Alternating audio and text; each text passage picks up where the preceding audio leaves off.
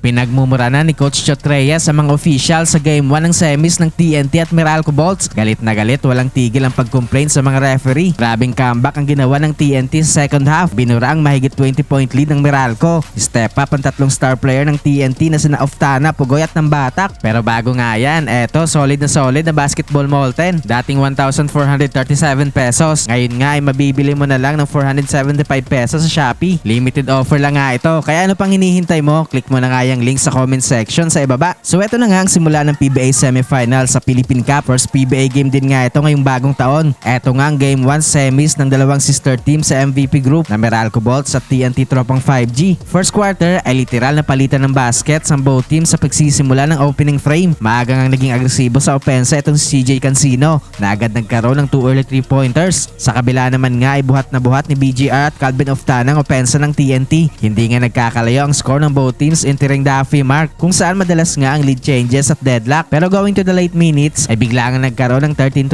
run ng Meralco Bolts. Instant impact nga dyan coming off the bench sa Toto Jose na nagkaroon ng back-to-back basket sa ilalim at patuloy din nga mainit na opensa ni Cancino. Kaya naman umabot na nga sa double digit ang kalamangan ng Bolts. Nagkaroon naman nga ng counter run ng TNT pero agad-agad din naman nga nagkakaroon ng sagot ang Meralco Bolts sa opensa. Nag-beast mode pa itong si Coach Chot Reyes sa mga referee kung saan pinagmumura nito at pinagsisigawan ng mga officials. Kino-complain nga nito na bakit walang foul na tinawag kay Johnson Rios matapos niyang mabangga si Kelly Williams dahil nga dyan ay natawagan ng technical si Coach Chot. Natapos nga ang first frame na lamang ng 12 points ang Meralco, 38-26. Second quarter ay patuloy nga pag-struggle sa field ng TNT sa first few minutes. Mahigit 3 minuto nga ang lumipas bago nila nakuha ang kanilang unang punto sa quarter na ito. Lumobo pa nga lalo itong lamang ng Meralco sa TNT. Step up naman nga dyan sa kanilang opensa coming off the bench itong si Kurt Trayson na naging on point ang 3-point shooting. Kumana nga ito ng 2-3 sa early minutes at hindi nga nagtagal ay umabot na sa 20 points ang kalamangan ng Bolts sa 8-minute mark. Binubuhay naman nga ni Calvin Oftana itong opensa ng Tropang 5G kung saan nagkakaroon din naman nga sila ng mga small runs. But again, hindi nga nila ma-maintain ang kanilang mga runs dahil nagkakaroon din naman nga ng sagot ang Meralco Bolts. Lamang pa rin nga ng 16 points ang Meralco after ng first half, 62-46. Third quarter ay dito na nga unti-unting nakukuha ng TNT ang kanilang rhythm sa opensa. Paunti-unti nga pagbawas nila sa kalamangan ng Meralco Bolts. Naibabangan ng Tropang 5G single digit ang kalamangan ng Bolts sa first few minutes. Naibabangan ng TNT sa 4 points ang kalamangan ng Meralco with under 7 minutes. Sa pangunguna ni Calvin Oftana, RR Pugoy at Ray Nambatak, tumuloy-tuloy nga ang run ng Tropang 5G hanggang sa late minutes kung saan sa 2-minute mark nga ay nakuha na nga nila ang kalamangan matapos ang naging and one play ni RR Pugoy. Kumounter naman nga ang Meralco papatapos ang quarter para makuha nga nila ulit ang kalamangan after ng third frame, 75-74. Fourth quarter ay naging dikdikan na nga ang labanan ng dalawang kupunan sa first few minutes. Patuloy nga itong mainit na opensa na Ray Nambatak na kumanapan ng 4-point shot pero hindi nga nagtagal ay bumawi sa kabila si Banquero ng isa ding 4-pointer. Palitan na nga ulit ng basket ang both teams kung saan madalas nga ulit ang lead changes. Umabot nga sa crunch time ang palitan ng lamang ng dalawang kupunan. Though with under 1 minute nga ay nagkaroon ng 3-point lead ang Tropang 5G. Hindi na din nga nagkaroon pa ng big time shot ang Meralco down the stretch kaya naman sa uli nga ay panalo ang TNT.